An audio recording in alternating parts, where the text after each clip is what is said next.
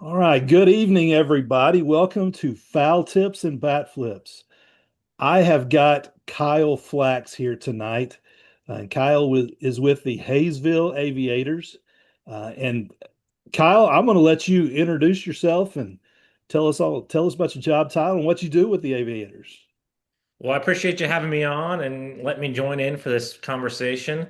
Again, Kyle Flax, Flax for the last name there, but I'm the say pretty new GM of the Haysville Aviators as well as the head coach of the Aviators.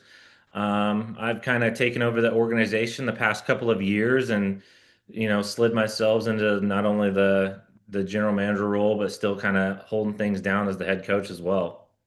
Very good. I appreciate you hopping on. Can't tell you how excited I am to talk to you. Um, But you're yeah, the excited to be here and happy to help out and answer some questions. Sure. You are the first person that I've actually talked to from um, the Jayhawk League, and that's going to be my first question. Different places I've looked, it's Jayhawk League and in some places and the Sunflower League and others. So, what is it? What's officially the name of the league that you guys play in? So the league is back to officially being called the Jayhawk League. There was a brief stint in time where we switched to, or the league was formerly known as like the Sunflower League. Okay. But when we talked to coaches and other general managers around the Midwest and the area, like they always brought it up as the Jayhawk League. That's what everyone knew it by. So we eventually just made the decision like, hey, let's get this right. Let's go back to the Jayhawk Collegiate League because that's what everyone knows us by. And that's kind of what we're back to and we're branded as, and that's the official name, Jayhawk Collegiate League. Gotcha. And I'm a definitely not a geography major and I'm lifelong Texan, but I can certainly understand both names. I mean, I'm an old guy and I've always known it as the Jayhawk League, like it sounds like baseball world has, but it doesn't take very many miles on 35 North to figure out why Sunflower would be the case because Kansas is definitely the Sunflower State. So, Yeah, absolutely. The name fit for the purpose of the state and everything, but like I said, the baseball world, the Jayhawk League stuck all those years, and we decided we had to go back to it, and that was going to be the name, and that's what it's been, and going to continue to be. okay, very good. Appreciate that. So, um, did you find a difference in, I guess, getting players or college coaches with the two names at all? Was there any confusion there for a bit?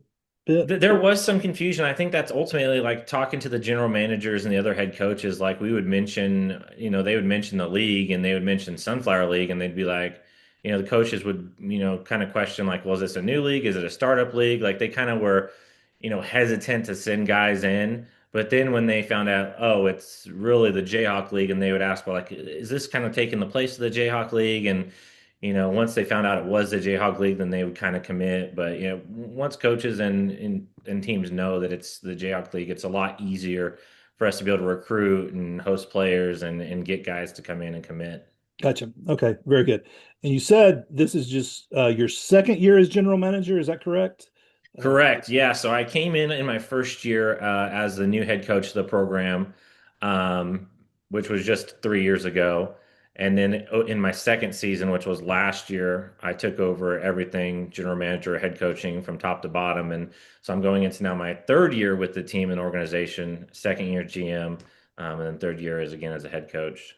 okay. And how long have the Aviators been an organization? How long have they been playing there in Hayesville? The Haysville Aviators, we were established in 2012. So Okay. between the Sunflower Collegiate League years and between the Jayhawk League years, we're going on our 13th season now, 14th season, however the math adds up, which I should know because I'm a sixth grade math teacher, but sometimes those years are confusing and you had COVID thrown in there too, Right. and whatnot. So, but yeah, established in 2012 and kind of had been running ever since. And, I'm a Hayesville born person. I went to Hayesville schools. So, when the opportunity came about for me to take over as a head coach, I thought, well, there could always be a chance that I could possibly take over as a general manager as well to take over the, team for the community and everything. And, that's kind of the situation that happened. And I was more than happy to step in and fill those shoes and build up a really great program. Okay, so not asking how old you are, But when they started back in 2012, were you young enough to still be in school? And did you do any, small type jobs around the team or anything like that, or played So with them or anything? So oddly enough, back when the team was originally created by for like one of the very first general managers, Chris Wheeler, the team was called the Wichita Wheat Kings at the time, and that was Okay. like 2010, 2011, and I actually played for the team, Okay. unbeknownst that I wouldn't come back to the original team, later on. But I played for the organization under a different name, back in those years with the NBC and everything like Mhm. that. Um, but but yeah, it's just kind of 2012 has kind of been that starting point, and I've been around, and I've always known about the team, and happy to be in the place that I am. That is that's great. Um, and speaking of the NBC, we talked a little bit about before about since you were raised there and your history, and we'll get into that more deeply. I did notice, I think, where you guys qualified for the NBC World Series in 24. Is that correct? Yeah, 24. We just a couple years ago we qualified for the NBC World Series. In that season, the Jayhawk League kind of split up into two halves. So we had a first half league champion, and then we had a second half league champion. And the winners of those halves received bids to the NBC. And we ended up taking first place in the first half of league with a 13-3 record. To kind of secure our spot in the NBC early, which was huge for us because then we could kind of rest players and strategize about who we could possibly pick up going into the NBC, and Hmm. kind of we're able to use that to our advantage a little bit in the second half to make sure that we were ready and healthy going into the NBC World Series in 2024. Gotcha. Some of the teams that I've talked to, a lot of them here. I'm from Abilene, Texas, and we have a summer collegiate team, the Abilene Flying Bison, that plays. We were in the Mid America League. They're changing to the Texas Collegiate League now, and it's a longer summer than you guys play, um, Sure. and has had a lot of roster turnover. So I guess my question is, do you guys see a lot of roster turnover or not? Is y'all's roster pretty stable for the season? It's pretty stable now. Last year, with the situation we had a lot of pitchers, especially, go down with some injuries. Hmm. 1 to 2 weeks into the season, and that was kind of our uphill battle last year. I mean, we still finished with a winning record. I think we were 19-15 last year. Yeah. But when you're playing, 6 times a week with only 9 arms, it's tough to get by on some of those third or fourth games every week, or every few games you're running out of arms in the bullpen. But yeah, our rosters seem to be they're pretty stable across the board. I mean, every team seems to have probably close to around 30 players, if not more. Um, and there's not too much turnaround. Now, once you get to the NBC, and if you're one of those special teams that can qualify, then there's a little bit more roster turnover because by then some guys are having to make the decision, well, are they allowed to stay for the NBC? Are Gotcha. they going to get shut down by their respective colleges? And then there's guys on other teams that are like, hey, I want this chance. I want this shot to get in the BC. If you have a roster spot open, let me know. We'd love to join. We'd love to play. So they need to see a little bit more turnover. And Yeah. if guys are released, then, you know, we can possibly look at, switching guys over to rosters to fill some open spots. Okay, I see. That makes sense. So yeah, about the time the NBC is kind of the playoffs, I think, when the leagues down that ours is played in. So that's kind of the same type situation as, it gets close to when they have to report to school. That second week in August. I think that's why they've started. Well, our league has kind of pushed up our dates a little bit, Yeah, and that's why the NBC has pushed up their dates a little bit. It's not running through the 8th and 9th of August anymore. I mean, the right, NBC is finishing basically right at the beginning of August now, to where guys can play and then still have maybe some wiggle room to do whatever they need for going back to their colleges in the fall. right. Um, so when it comes to player recruitment, does the Aviators, do you guys focus on a certain level of player, like JUCO level or certain level of college, or is it wide open? I mean, I would say it's pretty wide open. I mean, if we feel like a player fits, kind of what we're looking for, Mhm. We kind of split our roster kind of into two halves. So myself as a general manager, I recruit a lot in like the Texas and Oklahoma and the Kansas states. Whereas my assistant coach, Tano Baxley, he was once the organizational runner. I don't know how you want to call it, not the owner, but the person who ran the Iowa Sticks organization Okay. up in Iowa, which was a great high school program. So he has a ton of connections in Iowa and Minnesota with colleges up there. So he kind of handles some of our recruits from Minnesota and Iowa and Nebraska. And then we just kind of meet in the middle here in Kansas, and we build out the best roster we can from JUCO guys. We'll get a few NAIA guys. We've got some strong connections here with some NAIA schools, and pretty close to where we're at here in Wichita. And then if there's some D1 schools as well, we'll have some D1 guys as well. Yeah. I did see, where uh, I don't know, flipping back through Facebook or something where, there was a post, hey, if you're in the portal or, looking for that next spot, if you still need a spot, hit us up. We may have a spot available for you and that kind of thing. And I'm assuming that's the way it is for all summer league teams. It is down here as well. So, Sure. And with the way the portal is now, I mean, you have thousands of guys that hop into the portal. So there might always be looking for a new spot, whether it be a D2 or, mhm. a D1 or even if they're just a JUCO transfer looking to transfer to another JUCO. I mean, we have, probably 100 connections easily just from Texas to the northern states alone to where we can contact coaches and get in touch and help a guy out if they need help during the summertime. Yeah, that's awesome. So, how how does the community support uh, go? That's kind of a vague question, but um, your player host and things along those lines. How does that network kind of work for you? I think it's slowly growing. That's been kind of one of my like top focuses when I came into Haysville is how do I integrate the community more?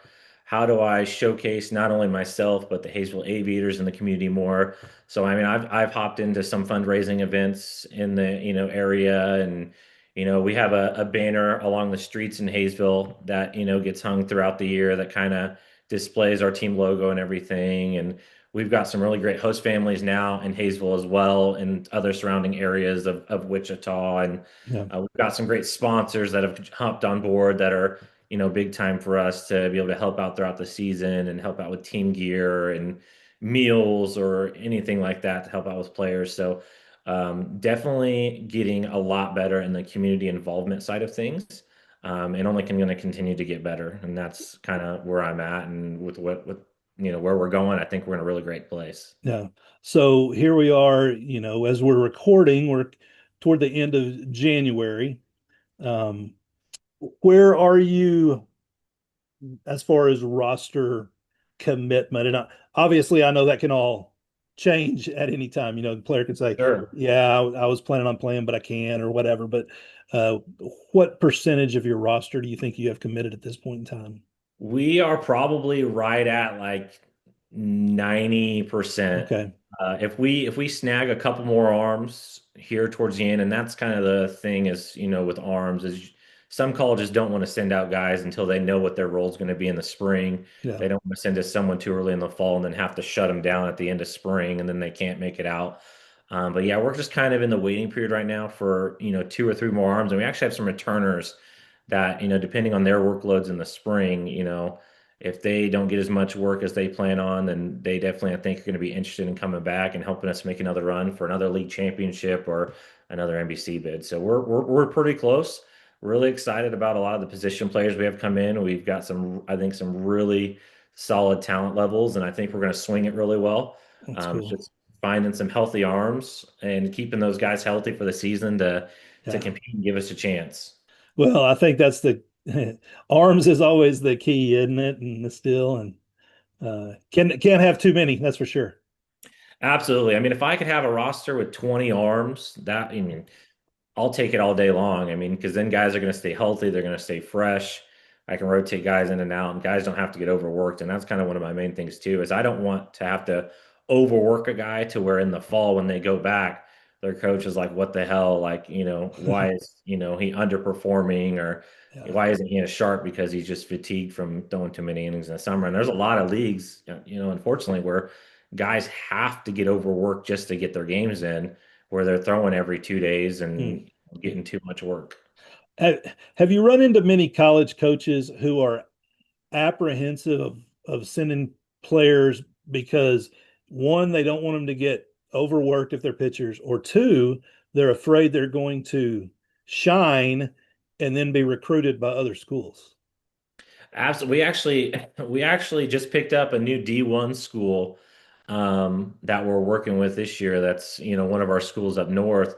And they, specifically told us, he's like, we have to send these guys to people we can trust, because before they were sending guys to perfect game collegiate leagues, and places like that, and their players were constantly getting poached left and right Right. because they're a small mid-major D1.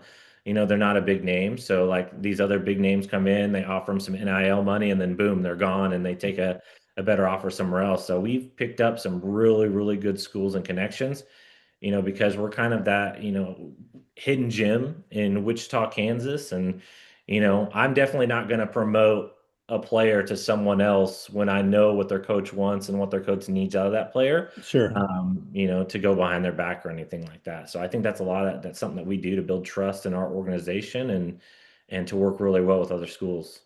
Well, and you know, I'm certainly not in the middle of it, but I would certainly think that, the history of the organization, whether you're kind of new to it, but you've got the integrity, you've got your name and that attached to it, and that's what you got as your word, and it doesn't take long to for that to be gone in this world. So Absolutely. Yeah, I definitely, whatever, coaches want us to do and work with, we come into the season already knowing that some of our guys are going to get shut down, um, in the middle of July. Some of our pitchers are going to get shut yeah, down. They either get to their innings limit, or there is a hard shutdown day.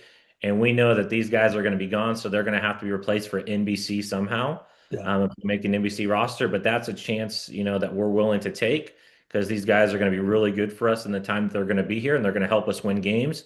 And you got to be able to win games in order to possibly go to a league championship, or win a league championship, or, make it to the NBC. So, but definitely we are open to, working with those coaches and their standards, and our standards are high as well. yeah. Well, I love the aviators logos, the airplane and the pilot with the leather helmet. It's a cool logo. Do y'all have merchandise that you sell on the internet We and stuff? Or? we just opened up an internet store last year, through a local shop company called Wag Swag in Okay. Haysville, Kansas. So shout out to Josh Wagner. We got with him last year. He's one of our great local sponsors. But he created a local store for us. I think it has 34 items on there of all like Haysville 80 aviator merchandise, from t-shirts, polos, hoodies, sweatshirts, um, koozies, mouse pads, stickers, vinyl sticker, anything that you can kind of think of that we could kind of put our logo on. And, Hmm. that's definitely something that we're looking to, promote more as well. And then we also have, at our home field, we'll have a QR code that fans can scan that also takes them to the page, to where they can buy something online if there's something at our home field that they can't get their hands on right there. Gotcha. So you sell there's stuff you can sell at the home field and Yes. then off online through what'd you say, the WAG swag? Yeah, Wags swag. Wags WAG's swag. mouthful. Say that 5 times fast. But yeah, we have our merchandise we sell at the field. T-shirts, hats. Pretty. We have some old game worn jerseys that we kind of recycle and sell to the kids and stuff, and they're Cool. they're super pumped about that. And then anything outside of that, like a polo or a T-shirt or another style T-shirt or a hoodie. And we have all those with all of our different logos on them too. So it's like you can get it in any different logo that you want, because we do have a few of them that are floating around out there. Okay, awesome. So let's say a fan drives up to Haysville and I can't remember the name of the park. You drive up to the park and you go to a game. What can you expect? Well, for one, you can expect the biggest field in the state of Kansas. That's what we have kind of operating right now in Haysville, Kansas, at Plagens Carpenter Park or Plagens Carpenter Stadium. It's the biggest high school field in the state of Kansas, so a lot of room for players to run around in. So that can kind of get exciting. A lot of doubles, a lot of triples action. Wow. If you see a home run, it's probably a nuke that's gone 400 feet onto the road into the cornfield behind the left field fence. Um, right now, the complex in itself is in like its last year or two of being used in the state that it is. So we don't have like any, fancy turf or anything like that because in the next year or two, the entire field is under bond to where it is going to get completely renovated and turfed out to where it is like an official new stadium, new bleachers, new dugouts, everything. Oh wow. Okay. And that'll be a big game changer for us as far as like, just for the eye appeal and for recruiting to have that access to all those brand new facilities in the next year or two. But for Yeah. now, it's, Midwest baseball, get after it in the dirt, get after it in the grass. It's going to be windy and, have some fun. Yeah. I do have to ask this. Now, y'all share with the high school. Is that going to be the high school's field as well when they Yes, turf that's their it high out? school field. They played there in the spring. Okay. So, what are your thoughts on turf as a baseball coach? For us, I think it's an extremely positive thing just because as a, high school baseball coach and a collegiate coach is it takes away the element of surprise with rainouts.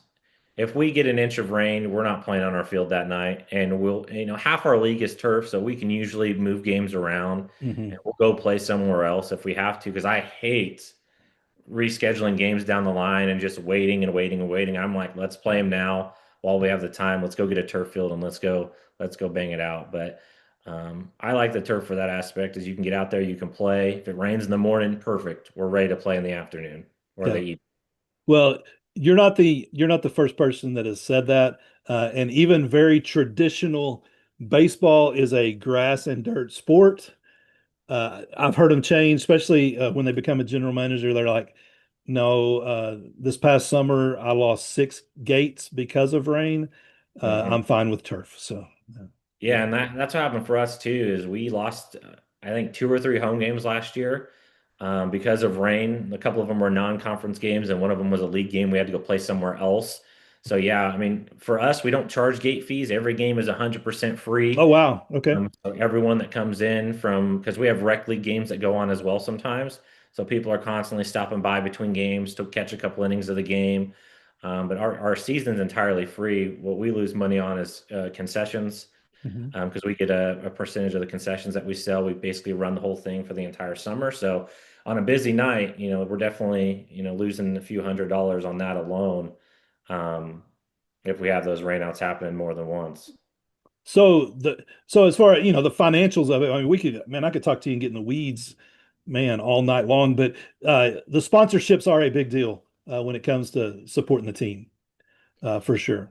Yeah, we basically have to have them because we do have a player fee, but on player fees alone, we wouldn't be able to raise enough money. And I know my wife probably wouldn't be very happy with me forking money out of our own bank account every summer to spend thousands on, a collegiate baseball organization that, is Right. just constantly, you know, turning over money and whatnot. So our sponsors are huge. And like I said, we've picked up some great sponsors. I've got some really awesome sponsor meetings coming up.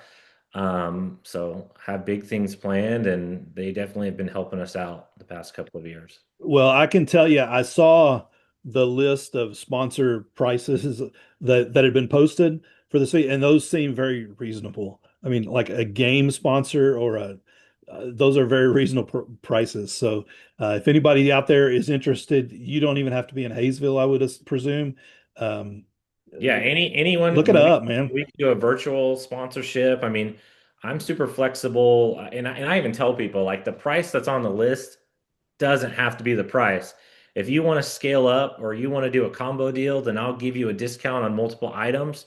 If you're wanting to combine, different things together, if you're wanting to do some, a game package plus, some team gear package, like we'll figure out a way to where, I mean, if it's going to benefit the team, because every sponsorship we get, I turn it directly into the players with team gear, hats, uniforms. Basically, everything goes towards all of those things throughout the season. Um, and whatever we can get is awesome, and it definitely makes the players' experience a lot better. Being able to have them and get those sponsors and get the gear for the guys. Well, like I say, it's um, yeah, I mean those prices seem very reasonable, and so that's awesome. I didn't realize they were free gates. So, Yeah, gosh, that's that's yeah, awesome. free gates. I mean, we have gates if we wanted to lock them in charge, but we're actually maybe one of two teams, and I think in the entire Jayhawk League that actually has free games. Everyone else, I believe, for the most part, charges a gate fee for people to come to their games, and or gets money from the city to help pay for things like that. But yeah, free games every night. Awesome. Well, that's good. So, Haysville, man, get out every night. There's a home game. Go pack it out and cheer for the Aviators. Golly, that's great. So, all right, let's go back in time a little bit. Young Kyle, growing up in Haysville, you said, is that correct? Yeah, Haysville, Wichita Wichita area, area. really, really close by, within 10 minutes of each other, where I kind of So, grew up and just took the you drive. were you a fan of the NBC World Series? Did you? Yeah, I was a huge fan. Every year with my grandfather, we would go every morning. He would take us to those morning games, and back then it was a whole different type of NBC. You would have teams coming from all over the world. I still remember like the Chinese Taipei teams that would come in, Wow. or the teams from Taiwan that would come in. They would have the USA JUCO national team that would come in and play in the tournament. So you got to see some really premier talent that got to come in. One of the best experiences was seeing the Kansas Stars come in for a couple of seasons and seeing those Yeah, MLB players come in and put on a show and get back there on the field. But yeah, huge fan, and it's always a goal to get there every year for us as an organization, because it's a great experience. But also like the players, the exposure that they get as well to other college coaches, getting to see them at that elite level, and sure. he is huge for them as well. Yeah, and you're talking about the field that was like 48 teams and playing Yeah, all over the city and all over Sedgwick County and stuff, right? yeah, you had a lot of hoops and hurdles to jump through, and you usually didn't want to lose your first game because then you're in the losers bracket and you had a long way to get out of it. Whereas now it's a little bit more different. You got your pool play games, and you might only have to win one pool play game to advance right now. And some teams take advantage of that and they're able to advance, and it's just kind of a little bit different. But I think they're trying to expand a little bit if they can get a few more teams and leagues on board, and who knows, that might open up an extra spot for some other teams to sneak in. Yeah. So, um, my wife and I, we talked a little bit before we started recording, but my wife and I came up this last summer to do baseball around the clock. And with Eric Profit and his family who live there in Wichita. Um, and it was a great experience. I didn't know at my age if I could survive 30 whatever it is 36 hours of baseball, 33 Sure. hours. Um, but it was an absolute blast. My wife, she scored every game in her scorebook. Um, Well, that's awesome. so that was cool. And the baseball was awesome. Got to see every team at least once. But what was more impressive, I thought, or more meaningful, was the community of it and the Right. people that had been there in the I don't know 90s, early 2000s, and their t-shirts and that. So we've made it where we're gonna come. We're gonna try to come every year. So we'll be back up there in July this year. So Well, hopefully we can be there together and we'll have ourselves a bit again. And, in 2024, we were in the round the clock game. We got the 3 a.m. game. oh, did you? Okay. We got a 3 a.m. game. And it happened to be that, it was a 3 a.m. game, but then a storm came through. So we Oh really wow. didn't start until like 5 or 6 a.m. And then we were getting finished by 8 or 9 a.m. as the sun was coming up. And that was kind of a really cool experience, kind Yeah. of going through those hurdles of emotions of, man, I'm really tired, but it's going to be a great experience. It's at least cool outside, getting to play in the 3 a.m. to 6 a.m. window because it's not super hot yet. And Right. But yeah, that Had was you, a cool experience and something that those guys will never forget. yeah, had you ever in your life been on a baseball field with the sun coming up? When I did travel ball, we would, there would be some of those mornings where you'd have an 8 a.m. game and you'd be out there by 7 a.m. getting warmed up and ready for, some of those travel ball tournaments and things like Yeah, that on weekends. But never finishing a game gotcha. at, that time of the day to where it's the eighth or the ninth inning and, you got the sun peeking up over the right field fence and, the day's turning to new basically. Right. That's cool. So, um, man, yeah, hopefully y'all will make it and that'd be great. Um, how many teams qualify from the Jayhawk League? Usually only two are usually guaranteed. So we have our Right. league champion, that's always a guarantee, and then the runner-up is usually always a guarantee. And Okay. then if there's some wiggle room or a team can't make it, then a third team might get in. But our league is stacked. We've got a lot of really good teams that can compete at the highest levels. They get players from all over the nation and all over the country. And one of our teams is the 2 out of the last 3 years reigning champion of the NBC. Right. So they automatically get one of the bids, whether they finish first or last, they take one of the bids for our league. So, Okay. so really this season, it's you're first or you're last getting that bid. If they're not in first, then you better hope that you're the next team up because there might not be something guaranteed, but that kind of is what makes it exciting because you constantly have to be, focused on getting better and having a great season and, the importance of starting fast and not, starting out with a losing record and having to work your way up. If you can start out fast and maintain positive progression, then like we did in 2024 when we started 13-3, that really helped us, towards the back end, resume wise and everything like that. Right. Well, that was I was wondering, and you answered the question is, I knew Hayes had won this year, and by that they get an automatic bid, but I didn't know if that took one of the two league bids or if they finished third or worse, if then the league got two more. So, I would say if it was one of those situations, if they took third, they would still probably take our top two teams just because they know probably that those top two teams are going to be really, really good competitors. yeah, And I can't even remember the last time we had teams in the league that didn't advance into the top eight because you have your pool play games. Um, and I know one year we had, I think, four teams in, and all four of our teams advanced into the top eight from every single pool and every single bracket. And that was the 2024 season when yeah, we advanced, and a few other teams advanced as well. But every team we seem to get in has a really good showing, which is great for the league, but also makes it really hard to get into the NBC because that's the kind of talent we're playing against every single night. right.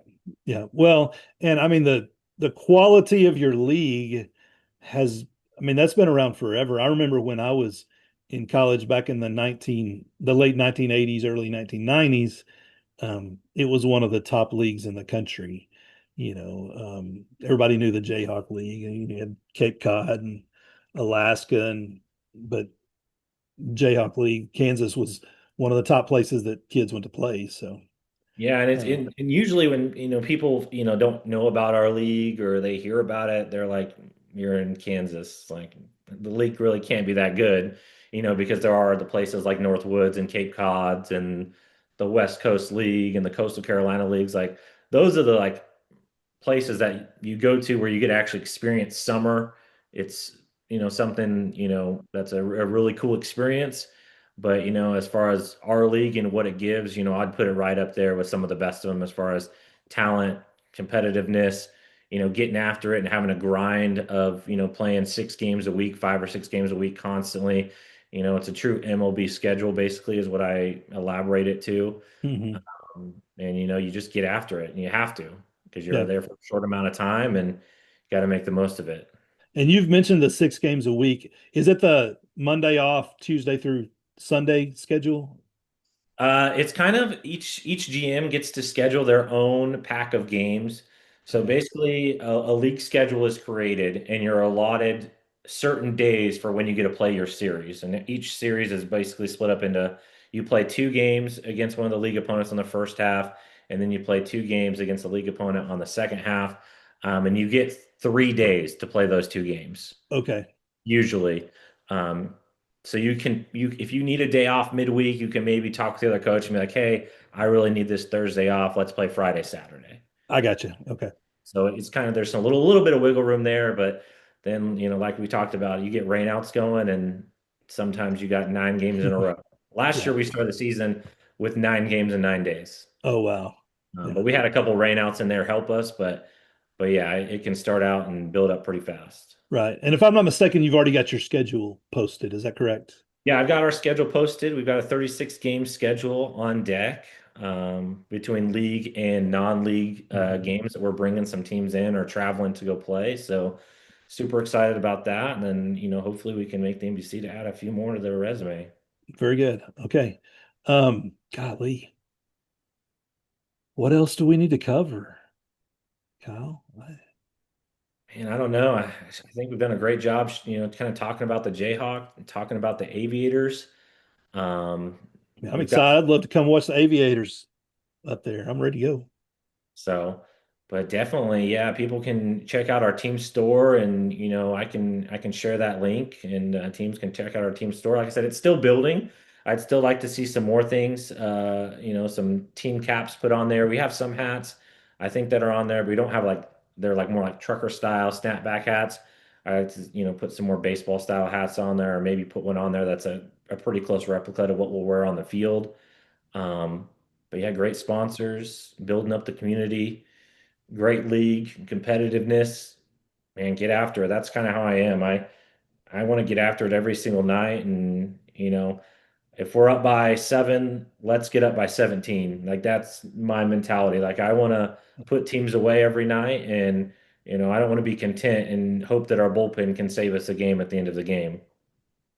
Yeah, that's I love that mentality, and I saw it looked like y'all were pretty well many times very high ranked in the offensive stats, at least recently. So Yeah, the past couple of years, like I said, since taking over, the program's in a really upwards trajectory. I'm really proud of the way that we're going, and like I said, credit to my assistant coach, Tano Baxley. He does a really good job, with the hitters and with BP and working guys out every day. And we have a really good system to where guys don't have to play all 6 games every week because their bodies would be dead in Kansas Heat playing all those nights. So, being able to get guys off nights when we can get guys off key, having that a roster that can stay fresh, I think is extremely important for building success. Um, and having that sustainability throughout the month and a half, 2 months that we gotta take a run at. well, good deal. What about social media? Where can people follow the Aviators or follow Coach Flax, the Manager Flax on social media? Sure, yeah, absolutely. So I have my own Twitter X handle, however you want to call it. It's just at KFlax24 if people want to come in and follow me. That's kind of my own solo page, but I always basically it's dedicated to almost all aviator stuff, whether I'm reposting former players that have signed recently or reposting players that are coming in that are newly signed, some of their videos that they might be showcasing out there, just kind of dropping those things. We also have a team Facebook page, Haysville Aviators Baseball on Facebook. Then I created a new Instagram page as well for Haysville Aviators Baseball. And then we're also dropping a new YouTube channel for our YouTube Live to where people can watch us throughout the season on YouTube Live. We formerly were doing it on Facebook, but there was kind of some glitches, and it really wouldn't archive our games after 30 days. They would kind of wipe clean. So we're wanting to be able to have a system to where we can archive our games to where if you look us up recently, you can see what we're all about. Because right now, what's on YouTube is stuff from you know 6 or 7 years ago, Gotcha. and not as high of a standard as I hold these players to, and Yeah. the talent level that we're bringing in for sure. Okay. Gotcha. Well, that's exciting stuff. And so, gosh, I look forward to trying to catch some of those games this summer on YouTube. And Absolutely. you And anyone can reach out to me at any time if they have questions. We're still looking for a couple more host families. If we can find a couple more host families Doesn't necessarily have to be in the Haysville area. It could be Wichita, Clearwater, Mays, Valley Center. We got host families in Andover. So we've got host families all around the area. So definitely looking to pick up one or two more host families because they're just as important as the players and the sponsors and everything. Because, giving those guys a great place to stay throughout the summer is, a big deal as well.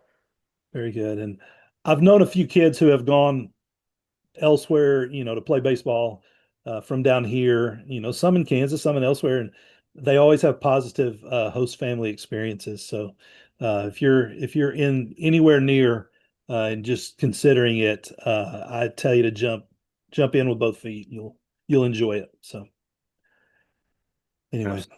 Extremely appreciative. And, we're going to make it work regardless. I've already got a couple guys that are going to stay with me at my house and whatnot as a host family this year. So we'll make it work and make sure the guys have some great places to stay. yeah. So very good. Well, if nothing else, then I guess we're going to sign off, guys. Have a great day or not. The choice is yours. Simple thoughts of a simple man.